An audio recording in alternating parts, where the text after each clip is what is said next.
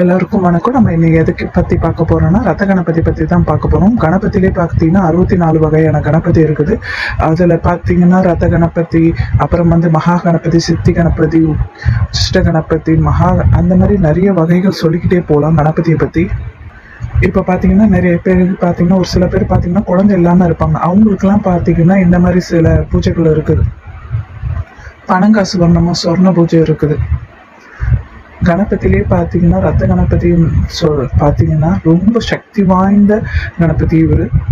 இந்த பூஜை பார்த்தீங்கன்னா நீங்கள் எந்திர முறைப்படி தான் நாங்கள் உங்களுக்கு எடுத்து கொடுப்போம்.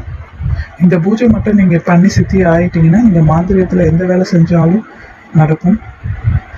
தெய்வங்கள் சீக்கிரம் சித்தியாகும். அதே போல் தேவதைகள்லாம் பார்த்தீங்கன்னா எச்சினி, மோகினி, அந்த மாதிரி நிறைய சொல்லிக்கிட்டே போகலாம். இப்போ குடிச்சாதான் குரலையெல்லாம் பார்த்தீங்கன்னா சீக்கிரம் சித்தியாகும். நீங்கள் சொல்கிற நேரத்துக்கு சீக்கிரம் அது சித்தியாகும். நிறைய பேர் பார்த்தீங்கன்னா கணபதி பூஜை எடுத்திருப்பாங்க, அதுக்கப்புறம் தெய்வங்கள் உபாசனை எடுப்பாங்க. நிறைய பேர் அது சித்தி ஆளுன்னு சொல்லியிருப்பாங்க. நீங்கள் ரத்த கணபதி பூஜை எடுத்துட்டிங்கன்னா எந்த தெய்வத்தை வேணுனாலும் தேவதைகளாலும் சித்தி ஆகிடும். நீங்கள் எதை வேணா எடுத்தாலும் டக்குன்னு நடக்கிற மாதிரி தான் இருக்கும். நீங்கள் பூஜை பண்ணும்போது பார்த்தீங்கன்னா எல்லா விஷயங்களும் உங்களுக்காக தன்னால் அடிபணிந்து நிற்கிற மாதிரி தான் இருக்கும். இந்த ரத்த கணபதி உங்களுக்கு சித்தி ஆகிட்டோன்னா எல்லா தெய்வங்கள் எல்லாமே சித்தி ஆனபடி தான் உங்களுக்கு. இப்போ ரத்த கணபதி பூஜை முடிச்சுட்டு ஒரு நிச்சினி பூஜை எடுக்கிறீங்க 21 நாளில். 20 நாள் வைக்கும் போது நீங்கள் தாராளமாக பயப்படாமல் பண்ணலாம். அது சித்தியாகும் ஆகாதான்ட்டு சீக்கிரம் அது சித்தியாகி வந்துடும் உங்ககிட்ட. ஏன்னா இந்த ரத்த கணபதி பூஜை அந்த பவரான ஒரு பூஜை தான் இது. எந்த உபாசனை எடுத்தாலும் சீக்கிரம் சித்தி ஆகிடும். அதே மாதிரி பார்த்தீங்கன்னா இந்த ரத்த கணபதி பூஜை எப்படின்னு பார்த்தீங்கன்னா அஷ்டகர்மங்கள் எல்லாமே நீங்கள் செய்யலாம் இதில் வச்சு. இவரை நீங்கள் எங்ககிட்ட எடுக்கிறீங்கன்னா நாங்கள் உங்களுக்கு எப்படி பண்ணணும் ஏது பண்ணணுன்றது எல்லா விளக்கத்தையும் நாங்களே உங்களுக்கு கற்றுக் கொடுத்துருவோம். இப்போ இந்த பூஜை பண்ணும்போது பார்த்தீங்கன்னா இப்போ மகா கணபதி கொழுக்கட்டை, நைவேத்தியம் இதெல்லாம் செஞ்சு விளக்கேற்றி நீங்கள் பூஜை பண்ணுற மாதிரி இருக்கும். ஆனால் இவரை பொறுத்த வரைக்கும் நீங்கள் பார்த்தீங்கன்னா அகல் விளக்கு ஏற்றுற மாதிரி தான் இருக்கும். எந்திரத்துக்கு முன்னாடி ஒரு விளக்கு ஏற்றணும். அதே போல் உங்களை சுற்றி ஒரு 9 விளக்கு ஏற்றுற மாதிரி இருக்கும். அந்த 9 விளக்குக்கு நடுவில் நீங்கள் உட்காந்து உங்கள் தலைமையில் ஒரு விளக்கு ஏற்றி தான் இதை பூஜை பண்ணுற மாதிரி இருக்கும். ஏன்னா பார்த்தீங்கன்னா இது அக்னி சுரூபமாக உட்காந்து நீங்கள் பூஜை பண்ணுற மாதிரி தான் இருக்கும்.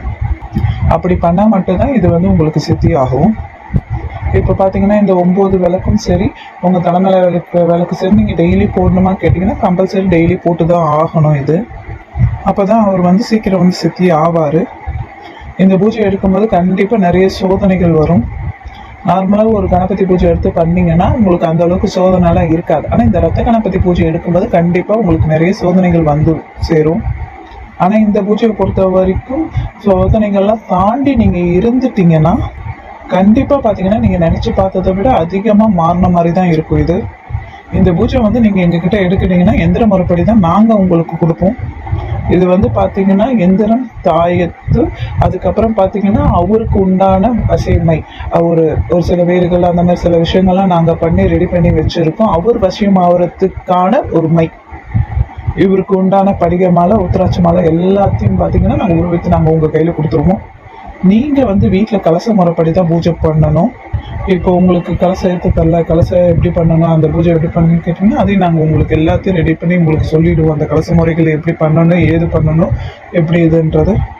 இப்போ பார்த்தீங்கன்னா கலச பூஜை எப்படின்னு பார்த்தீங்கன்னா அந்த கடையில் ஒரு கலச சொம்பு வாங்கி அதுக்கு பூஜை பண்ணி நாங்கள் அதை எப்படி பண்ணணுன்றது விலாவரையும் உங்களுக்கு கற்றுக் கொடுத்துருவோம். அப்போ தான் அந்த சொம்புக்கு ஒரு பவர் வரும். அதில் அந்த கலசத்தை அந்த சொம்போடு நாங்கள் கொடுத்துருவோம். அப்போ தான் அதோட உட்காந்து நீங்கள் பண்ணுற மாதிரி இருக்கும்.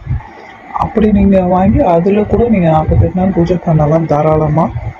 அப்படி இல்லை நானே ரெடி பண்ணி பண்ணாலும் அது நீங்கள் பண்ணிக்கலாம் தாராளமாக. உங்களுக்கு தேவைப்படுறவங்க பேசுங்க. நன்றி, வணக்கம்.